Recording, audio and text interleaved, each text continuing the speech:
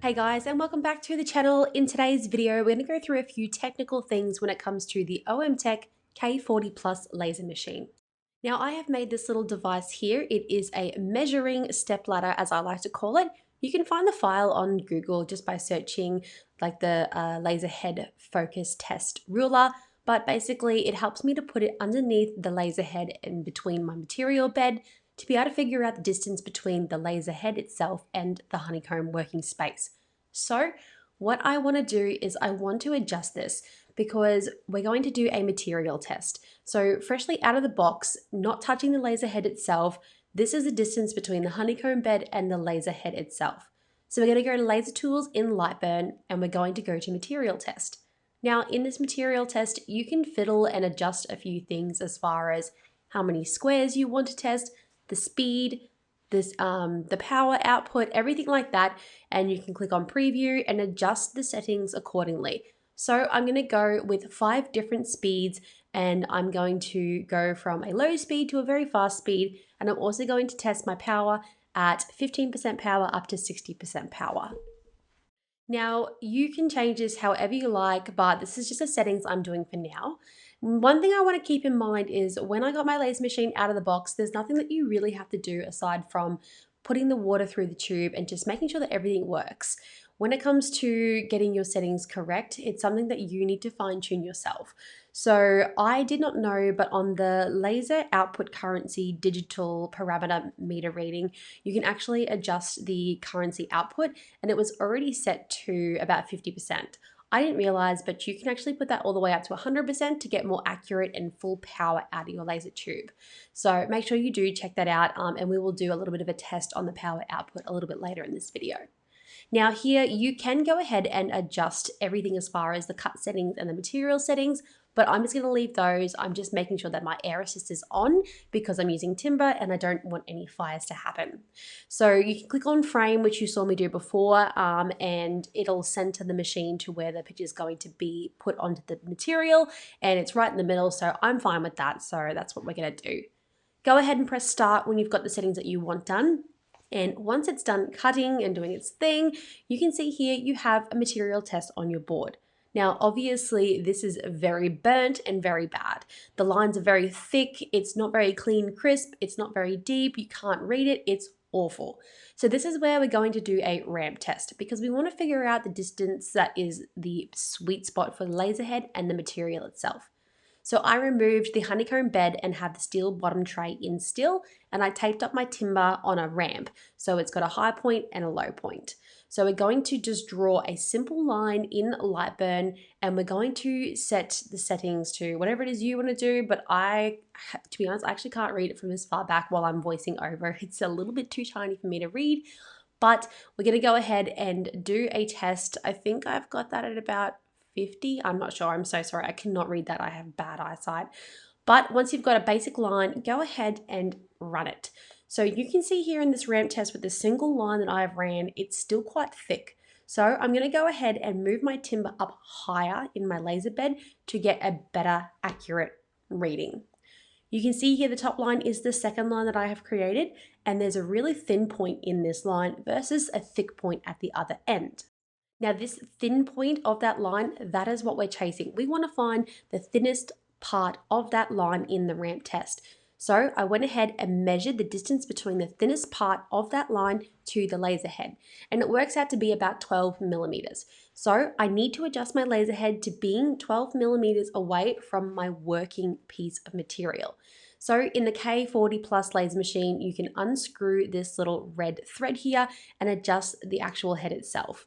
I've got a 3mm piece of acrylic that I've popped underneath, and this little tool here with the ribbon on it is actually a little piece of acrylic they give to you in the actual box when you open everything up, and it's already preset to the correct height that your laser head should be anyway, but I like to run the ramp test anyway just in case it's not accurate.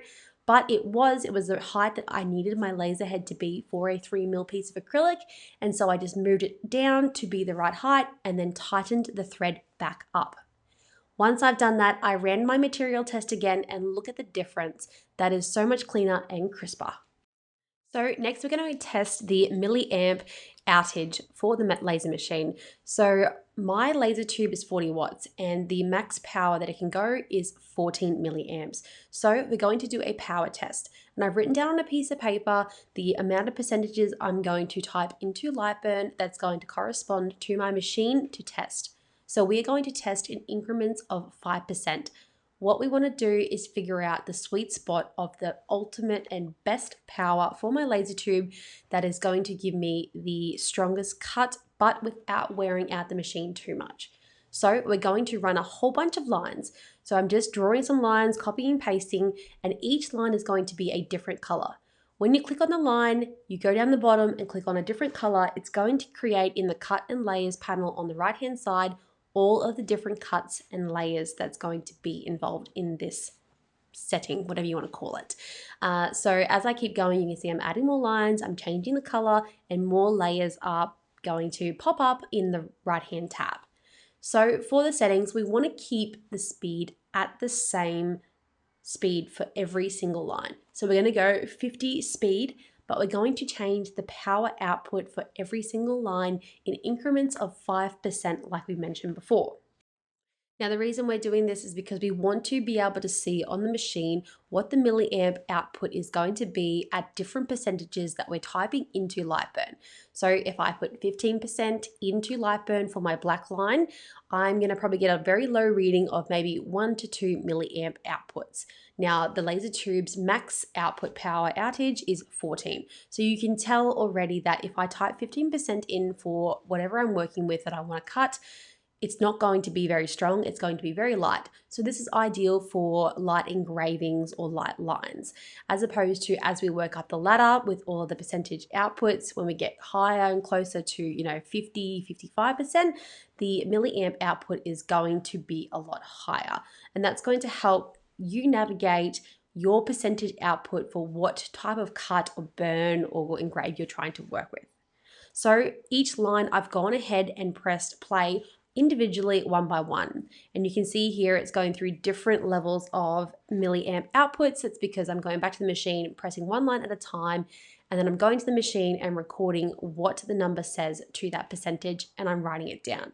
So as each percentage goes up by 5%, you'll notice that it goes up by 1 milliamp each time. So this is how you are able to really see the best output currency for your laser machine to figure out the settings. And then I'm going to keep this piece of paper really handy beside my desk, and when I need to do a deep cut or a light engrave, I can refer back to this piece of paper and know that, okay, if I put it at 15% power, then I'm going to get a really light line. But if I want to cut my material, I'm going to put it up at a higher 45% because it's going to cut all the way through. So I don't go above 14 milliamps when I do this test because I don't want to burn out my laser tube. I want to keep it at a lower milliamp output each time, because if you run your laser tube at a high percentage, a high milliamp output, you're going to burn out your laser tube and you're not going to have a very long life. So I've got all my lines here that I've tested individually one by one as I recorded, and they've all got different depths of cuts to them. So it's hard to tell on camera, but they goes from a lighter line to a deeper line, but this is just what it looks like. So here you can see I've tested and written everything down, and ideally I want to keep my laser machine at its max power at about 40 to 45%.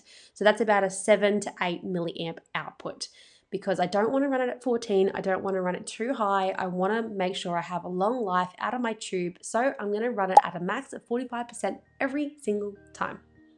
I do hope this video has helped you guys. I know it was a little bit speedy. I'm sorry. I was hoping for a longer video, but it's actually turned out quite quick. If you have any questions, be sure to ask them below, and I will definitely aim to make a longer video, more in depth next time. But I just really wanted to get to the point of showing you guys the distance between the laser head and your material for the best cut, and running a line test to be able to figure out your percentage output for max power laser tube usage and low power usage. All right, until next time guys, I will see you in the next video, and the next video we will get into cutting material, doing some tests and making some stuff. Be sure to use code Peachy for the OMTECH website in the US or Australia because it will give you a little discount on your next purchase. Thanks guys!